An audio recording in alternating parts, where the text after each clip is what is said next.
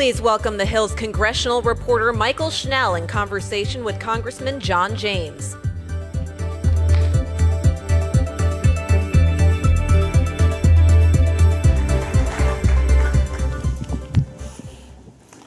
All right. Congressman, thank you so much for joining us. We were talking in the green room. I feel like I need to disclose my one moment of bias to everyone in the crowd. You are a big Michigan guy. Go blue. Michigan Go 10, blue. running for No Michigan applause? governor. I am a big. There you go. There you go. Go I blue. am a big Ohio State fan, but we will put that to the side as we enter into the conversation. Okay. Now into the substance. Of course.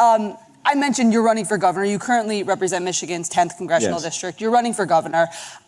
You've struggled in the past to win statewide. You had a Senate bid in 2018, a Senate bid in 2020. I'm all for the adage that third time's the charm. But other than that, why do you think you can win statewide this year in 2026? What's different that cycle? Well, what's different is I'm not running against an incumbent.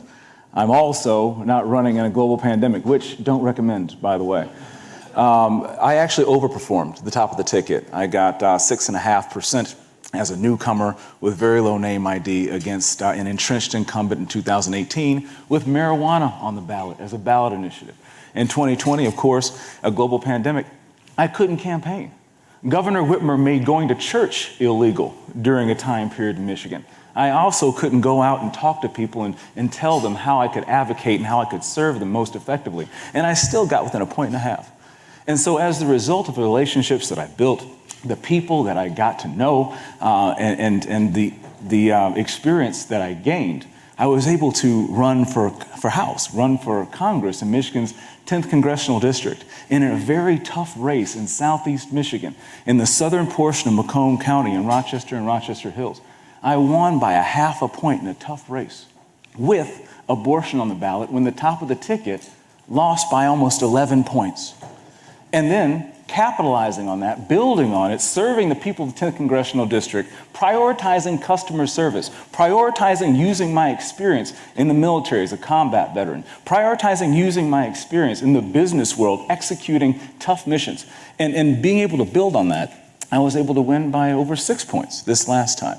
Being able to have someone who can run in the most austere circumstances and win is extremely important. Having a strong top of ticket is extremely important. And we've seen the value of having a strong top of ticket when you see what happened. Anybody know what happened with Lee Zeldin in New York?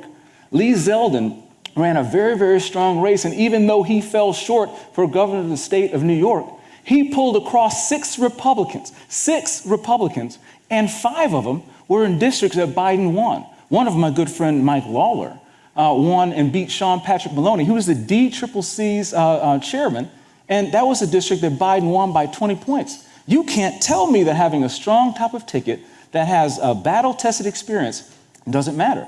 But conversely, in Pennsylvania, because we didn't have a strong top of ticket, in Arizona, in Michigan, because we didn't have strong tops of tickets, we lost seats for the House and the Senate for Republicans that we should have won.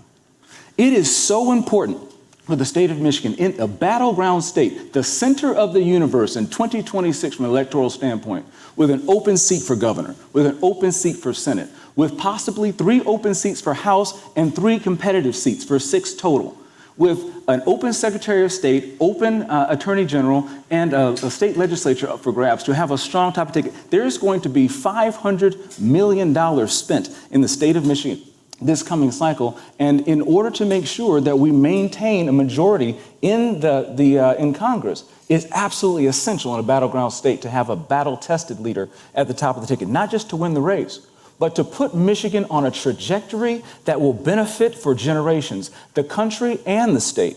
Right now, we are on a very bad path. When you talk about the population of the state of Michigan, 49th in population growth out of 50 states. You look at our academic situation, 47th out of 50. You look at our unemployment, that's one thing that we are leading in. We're number 2 in the entire country in unemployment. These are not the things that work. And having experience in the military, having experience in business, having experience in actually getting things done, supporting the president's agenda, we're going to build on these wins. And as the President Trump is focused on making America great again, I'm going to focus on making Michigan great again. I want to jump in here. You mentioned President Trump. You mentioned a number of times your close relationship with him. In your campaign announcement, you said you've been in each other's corners for 8 years. President Trump hasn't yet endorsed in the Michigan gubernatorial primary. There are a handful of other Republicans who are running. Have you spoken to the president about a potential endorsement? Is one on the way, and what does a timeline look like? President Trump is well aware, and as you have mentioned, he has endorsed me a number of times over the past 8 years. President Trump is focused on making America great again. We passed the One Big Beautiful Bill, and you know, he's kind of busy. He's focused on things like world peace. He's focused on things like bringing peace to the Middle East, and he's focused on things like ending the war in Ukraine. President Trump is focused on things like securing our border, stopping the flow of fentanyl across the southern border, and now we're addressing issues of fentanyl and smoke pouring across our northern border from Canada. So yes, I have spoken to the president, and when he signed my bill just a couple of weeks ago, which we're very excited about, protecting jobs and keeping prices low for consumers, also making sure that we're keeping automotive jobs and investments back in the United States. But he also said that whoever I support will win. And so... are you confident that will be you? Are you confident that you will be the one to ultimately get his endorsement? Of course. President Trump and I, he knows that I've been in his corner, he's been in mine, and I'm excited for the opportunity to use the opportunity that I have to help make Michigan great again. And let's talk about your current seat right now, Michigan 10. As you mentioned, in 2024, you had a large victory, 27,000 votes. But in 2022, it was just 1,600. It was one of the closest races in the country that you had won by. President Trump just last month in June said that you're running for governor, but he's not so sure that he wants you to run for governor because he wants to make sure that you have a strong replacement to keep that seat in the Republican column. Who would you like to see replace you in Michigan's 10th congressional district? President Trump also said whomever I like will win, and I think that's absolutely the case. I know that's the case. This is how you end up with career politicians. I am not so arrogant to believe that out of 750,000 of the most talented human beings in the world in Michigan's 10th congressional district, that I'm the only one who could represent. I've been blown away by the talent that I've seen, and they will absolutely win when they get in the race. This is exactly what people miss, is this is not my seat. This seat belongs to the people of the 10th Congressional District. And this is what politicians in this town forget. You're not sent here to die in Congress. You're sent here to serve, remember the people who sent you, and then bring your tail back home, all right? And so I've been blown away by the talent that I've seen. And among the talent, there are people who are invested in the 10th Congressional District, who love the 10th Congressional District, and recognize their constitutional obligation is to serve the entire state from the 10th Congressional District. So good news to come very, very soon, and I think that you'll all be very impressed. Any names you want to float now? Give us a sneak peek? No. Okay. Had to try. Okay. And then, as we talk about your run for governor, just one more question on the race itself. Michigan Senate has another open Senate seat in the 2026 cycle. What was the thought process like deciding not to run for Senate again, but instead to jump to the gubernatorial race? Well, it was really a very easy decision. I'm a combat veteran. I've led men into war and back out. I'm a business leader. I have served my customers, and it was very important to me to do things like make sure that my employees were in the same health care that my children are on. I have been an executive leader for 2.5 decades. I've only been in Congress for 2.5 years. The competencies and the experience that I have in my adult life more closely align with being an executive leader of the state of Michigan. When you consider being a commander-in-chief of the National Guard, having a combat veteran in that role makes a lot of sense. Not just leading in times of crisis, but also to prepare and to prevent those crises to begin with.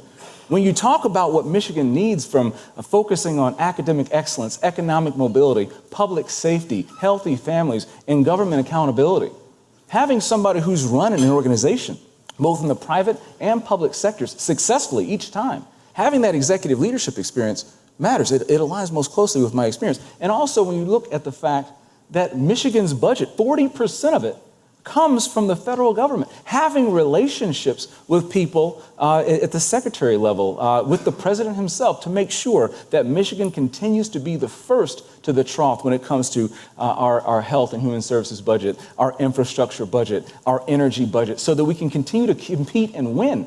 Those are relationships that also matter. So I'm not doing this because it's convenient. I'm doing this because I feel called. I've always felt called to lead because that's what a passion for service is. The same thing that led me to go to West Point, become a Ranger qualified Apache pilot, fly 750 hours combat in Operation Iraqi Freedom, are the same things that are leading me to serve my state in Congress and go back home to serve my state as the governor in Lansing. Look, I want to be in politics just about as badly as I wanted to go to war. But the fact is I've been tremendously blessed. My father was born in the Jim Crow South, lived directly across the street from Mississippi State University, and couldn't go there because he was black. He went to Michigan for opportunity. He went to Michigan to find the American dream. But now his grandsons, 3 of them are my sons. And as I'm planning college funds and looking at investments for the future, we're looking and planning for colleges, and we're coming to the realization that our sons might have to leave the state of Michigan to find the same opportunity that my father immigrated to Michigan to find. That's not fair. That's not right. Someone has to do something about that. But when I look in the mirror, rather than point, I use my thumbs. That somebody can be me. That's somebody who's been given the opportunity to serve, to use his blessings, to be a blessing to others, and I'm going to invest my time, my talent, and my treasure in the state that contributed to me being the walking result of the American dream. I want to dive into a quick policy question. Yeah. Detroit is, and Michigan at large, is the automobile capital. GM is based there, a number of other car manufacturers. One of the most defining conversations of the first 6 months of the Trump administration has been tariffs. We just heard from Peter Navarro, who's one of the president's largest supporters of the tariff policy. Specifically, when it comes to tariffs, there's been that 25% tariff on some cars and auto parts. There have been a number of pieces of research that have said that those tariffs could cost Michigan billions of dollars. I know that you have said in the past that you see what could be fruitful from the tariff policy leading to some deals. But the president has now extended his deadline for reciprocal tariffs to August 1st. He says he's not going to extend it again. Do you think that the tariff policy has run its course and has had enough time to ruminate? And would you like to see these tariffs be taken off soon? Or are you still confident in the president's strategy and think it could run a little longer, specifically for places like Michigan? Look, within days of the president announcing his tariff strategy, Mexico surged 10,000 of his own National Guard troops to the southern border. President Trump secured the southern border and literally got Mexico to pay for it. Now, very low to no southern border apprehensions on the announcement of tariffs. Right now, we just announced in June a budget surplus, $27 billion. Right now, we have investments coming in. There was one notable earlier in the year, Hyundai, going to Indiana. And GM just announced, I think this morning, in addition to the $2 billion they're investing back into the state, $4 billion total across the country, they're bringing SUVs and pickup truck manufacturing back to Orion, Michigan. These are just the very beginning. It's just been a little bit over 6 months. President Trump is continuing the negotiating process to level the playing field for manufacturing in this country that has been hollowed out. I say all the time, Michigan is open for business, but we are not for sale. Under President Trump, America is open for business, but we are not for sale. He's brought hundreds of billions of dollars of investment and commitments back to the United States of America, just on leveling the playing field. But you know what's not working? The status quo. I was in 8th grade when NAFTA was signed. And since then, over 300,000 automotive manufacturing jobs have been hemorrhaged from Michigan, just in Michigan. You cannot trade your way to prosperity exclusively. We have to build things in America, and President Trump understands this. This is not just an economic argument. This is also a national security argument.